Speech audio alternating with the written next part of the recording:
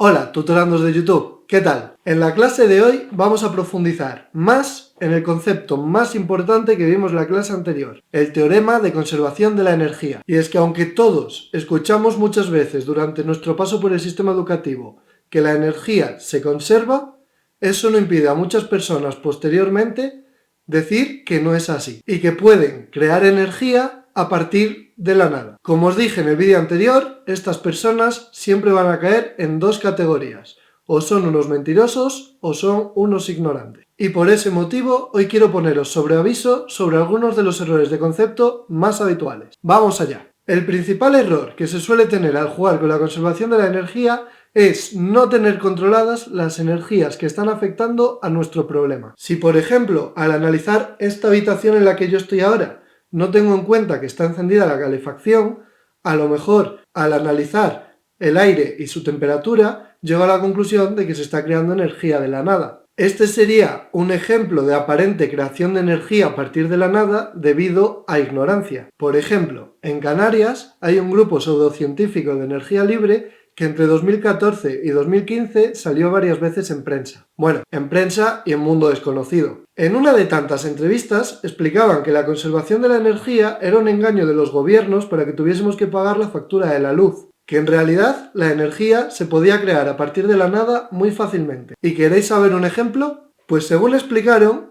una pila crea energía de la nada, porque cuando tú tienes una pila, esa pila no tiene energía, pero cuando conectas la pila a un circuito, aparece energía, has creado energía de donde no la había. Y esto, según ellos, era una prueba de que todos podemos crear energía y no tenemos por qué pagar la factura de la luz. Sin embargo, cualquiera con unos conocimientos mínimos de electroestática sabe que una pila, aunque no esté conectada a nada, tiene energía potencial. Concretamente, energía potencial de tipo electroestático. Cuando se conecta la pila a un circuito, esa energía potencial se traduce en energía cinética de las cargas y da lugar a una corriente. Honestamente, ante un caso así, yo mismo dudo si es ignorancia o es engaño. En cualquier caso, nos sirve como ejemplo. Y es que sistemáticamente todos los supuestos inventores de energía ilimitada esconden bajo la manga una fuente de energía oculta. O eso, o directamente lo que plantean no funciona. Y la única duda que vamos a tener es si lo saben o se lo están callando. Pero nosotros, armados con nuestros conocimientos de física,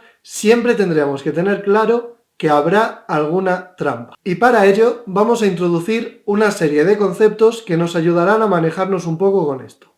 Cuando hacemos frente a un problema físico no podemos analizar absolutamente cada aspecto que le afecta. Vamos a decir que esta línea es el suelo y que queremos analizar una piedra cayendo sobre él. A dicha piedra la denominaremos nuestro sistema de estudio.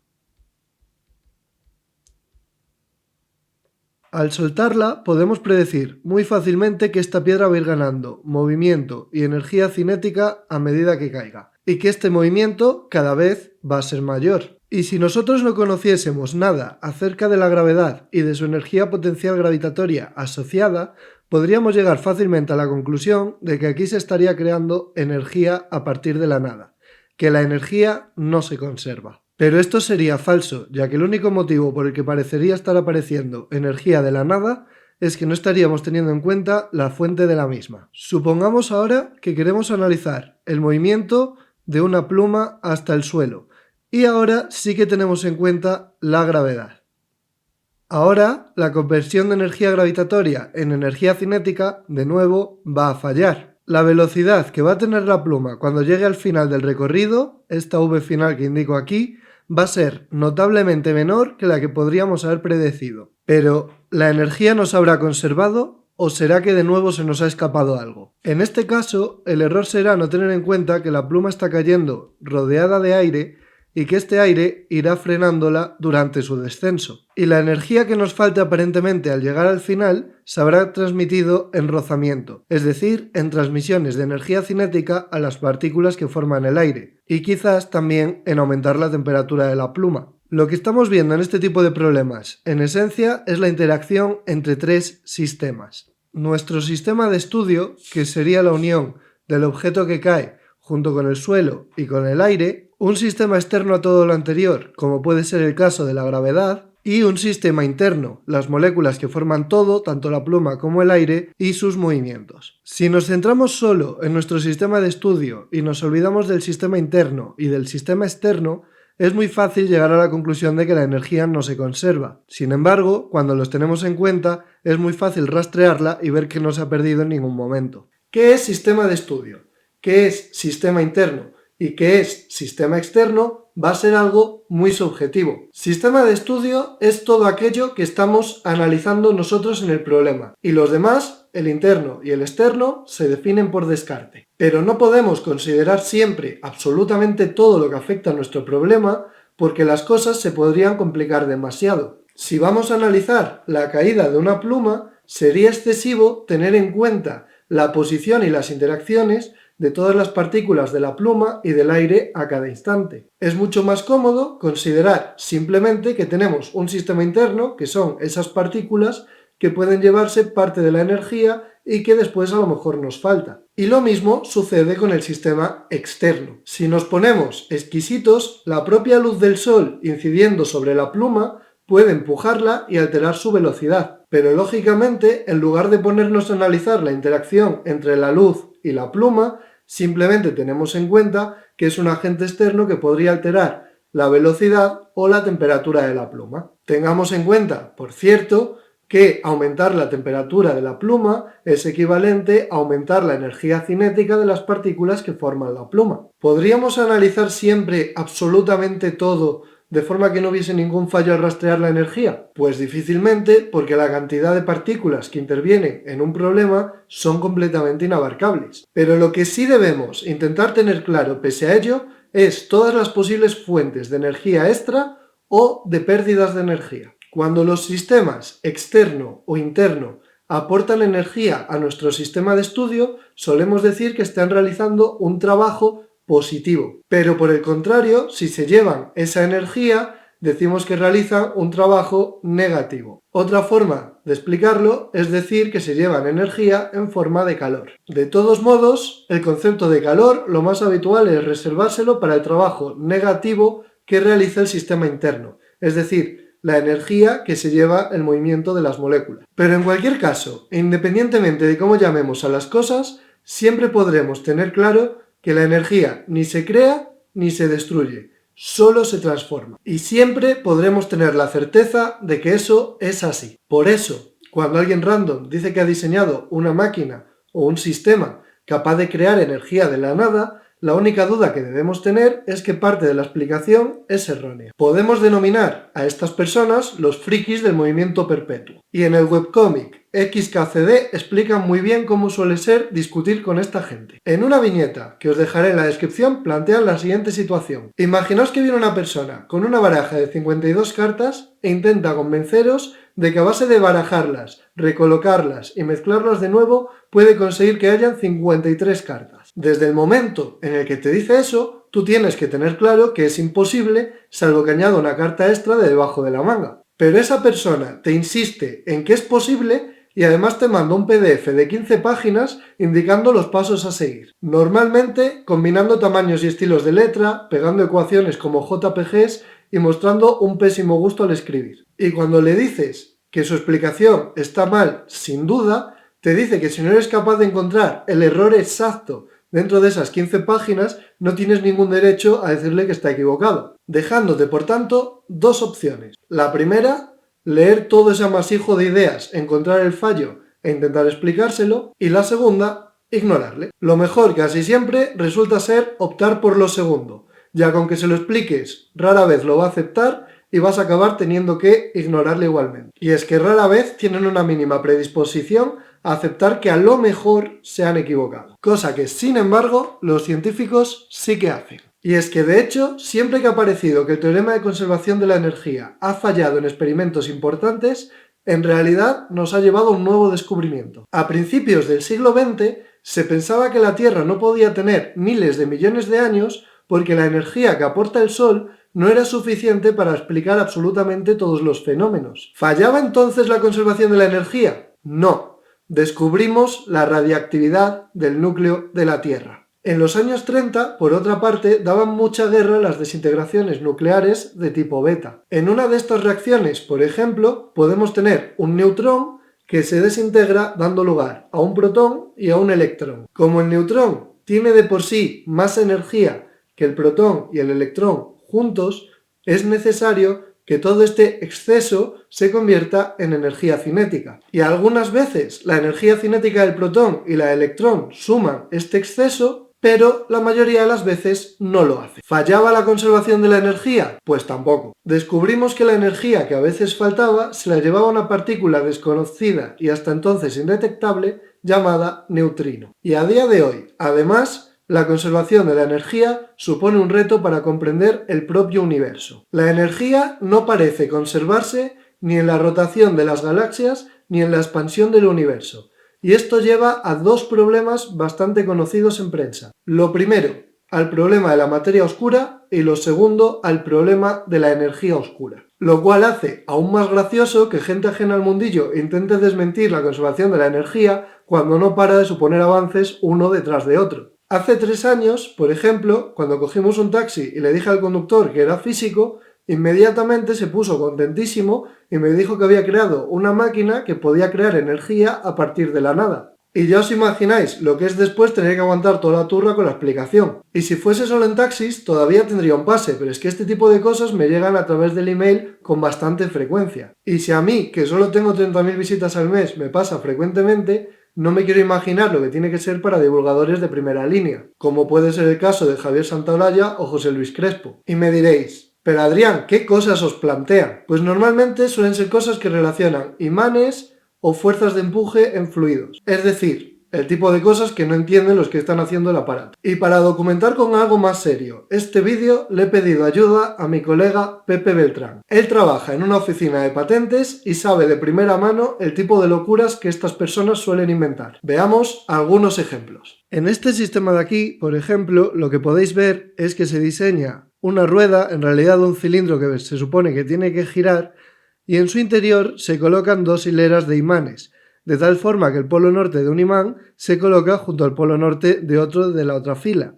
Las 2 filas se supone que están perfectamente separadas por barras fijas, de tal forma que no se van a mover, pero la fuerza de repulsión entre los polos nortes de los imanes va a estar ahí presente. Según el autor de esta patente, lo que va a suceder es que debido a la repulsión magnética entre los imanes, todo el sistema empezará a girar y no acabará de girar nunca. Esto es falso por la sencilla razón de que si los imanes están fijos, no va a haber ninguna fuerza de repulsión, dicha fuerza de repulsión será absorbida por todo el sistema que los mantiene anclados y no se va a mover nada en absoluto. Esto se comprueba muy fácilmente que no funciona simplemente montando el aparato y viendo que no se mueve. Pero imagino que es mucho más fácil mandar una patente que ponerse a montarlo en casa y ver que no funciona. En este segundo diseño lo que podéis ver es un circuito con ventiladores, el cual está completamente cerrado. Esto significa que, según el autor, lo que va a pasar aquí es que cuando uno de los ventiladores de abajo empieza a girar, va a producir una corriente de aire que va a ir haciendo moverse a los siguientes ventiladores en cadena, y después esa corriente de aire va a volver dando la vuelta y va a acelerarlos más, dando lugar a un movimiento cada vez más exponencial. Y de ese movimiento pretende extraer, como se puede ver en el diagrama por abajo, electricidad con la que suministrar corriente eléctrica. ¿Dónde está el fallo? En que si un ventilador crea aire, es imposible que el aire que ha creado ese ventilador dé lugar a un aire mucho más fuerte que le permita a ese ventilador además dar lugar a electricidad. La conservación de la energía nos dice que eso va a ser imposible y que no va a funcionar. De nuevo, en lugar de registrar una patente, lo que podría haber hecho este inventor es montarlo en su casa y ver que no funciona. Este de aquí, por lo visto, también es un clásico. Yo no lo conocía hasta que el año pasado me lo planteó un alumno y por lo que veo, de hecho ya está patentada la idea y hay montones de cosas parecidas. La idea es la siguiente: cogemos una rueda como esta que se ve aquí en el esquema y la colocamos en un tanque de agua de tal forma que solo una mitad de la rueda se ve afectada por el agua, mientras que la otra mitad de la rueda queda fuera. Después, por la forma que tiene la rueda, tal y como se puede ver, se supone que el agua va a forzarla a girar hacia abajo si nos fijamos en el esquema, ya que si nos fijamos en el lado izquierdo de la rueda tiene hendiduras que van a facilitar que el agua la hunda. Entonces, mientras el lado izquierdo de la rueda se hunde, el lado derecho comienza a subir la rueda comienza a dar vueltas y debido a su forma estará todo el rato girando cada vez más rápido. Como sucede con los anteriores, se puede demostrar que esto no funciona simplemente montándolo, pero vamos a intentar analizar dónde está la problemática. Sabemos que todos los cuerpos intentan reducir su energía potencial, y aquí, si nos fijamos en esta rueda, podemos ver que cada vez que completa una vuelta, la situación en la que queda va a ser exactamente similar. ¿Por qué? Porque si estamos hablando de una rueda, completar una vuelta, por simetría, debería dejarnos en la misma situación. Esto significa que la rueda, cuando completa una vuelta, no puede haber reducido su energía potencial porque va a quedarse con exactamente la misma que tenía. Y dado que todos los movimientos surgen para intentar reducir la energía potencial al mínimo posible, si esta rueda se va a quedar como estaba, evidentemente no va a suceder lo que se plantea en este experimento. La trampa radica en lo siguiente. Es verdad que el lado izquierdo de la rueda va a tener más tendencia a hundirse que el lado derecho, pero precisamente por este motivo, si tú sometes una rueda que se supone que está anclada por su eje a una fuerza superior a un lado que al otro, salvo que el eje ceda, lo que vas a conseguir es que se quede completamente quieta, porque se supone que la función del eje es precisamente dejar la rueda anclada. Si tú le aplicas a la rueda más fuerza por un lado que por el otro, lo que vas a conseguir, de nuevo, es o absolutamente nada o que el eje se rompa y el sistema no funcione. Para que un sistema de este estilo gire, es necesario que la fuerza aplicada hacia abajo y hacia arriba en ambos lados se contrarreste, y no sería el caso con este sistema. Este sistema tendría un sobreesfuerzo por un lado, lo cual daría problemas a la estabilidad. Y por último tendremos un motor de hidrógeno de movimiento perpetuo. En este motor de hidrógeno en concreto, si nos fijamos en la parte de abajo, en la parte 39, se supone que por ahí tiene que ir circulando agua hasta la parte 38 y después hasta el rectángulo número 30. En el rectángulo número 30 lo que plantea el autor es cargar con voltaje los polos 50 y 51, que son esos circulillos que veis ahí, de tal forma que mientras el agua circule corriente también desde el círculo 50 hasta el círculo 51 y esta corriente caliente el agua y la evapore. El problema está en que ese vapor evaporado tiene que subir por la sección 31 hasta la batería eléctrica del coche, cargarla y servir a su vez de fuente de alimentación para los polos en 50 y 51. Entonces, resumiendo, lo que este diseño pretende es utilizar electricidad para evaporar agua y que ese vapor de agua conseguido sea utilizado posteriormente para generar la propia electricidad con la que va a evaporar más agua. De nuevo, por la conservación de la energía, esto es imposible, ya que estaríamos diciendo que un poco de electricidad va a dar lugar a más electricidad de la que tú estabas teniendo inicialmente. Si queréis, puedo explicar con más detenimiento algunas de estas patentes, pero ya os digo que la idea siempre es la misma. O no funcionan o tienen una fuente de energía oculta. Y eso es todo por esta clase. Recordad que ya he empezado a subir vídeos resolviendo exámenes de selectividad. El de junio de 2019 en Madrid tendrá actualizaciones cada día de la semana a las 6:30. Y tengo otro aviso más. A partir de aquí, los vídeos empezarán a ramificarse. Por un lado, comenzaré a analizar energéticamente problemas como las caídas libres o los muelles, mientras por el otro, empezaré a entrar en conceptos matemáticos como el de derivada. De modo que no seguirán necesariamente un orden entre ellos y habrá muchas subtramas. Espero no ir dejando ninguna suelta. Y si es así, no dudéis en recordármelo. Espero que os haya sido útil para afianzar conceptos y ya sabéis, si queréis más física, nos vemos en los siguientes capítulos.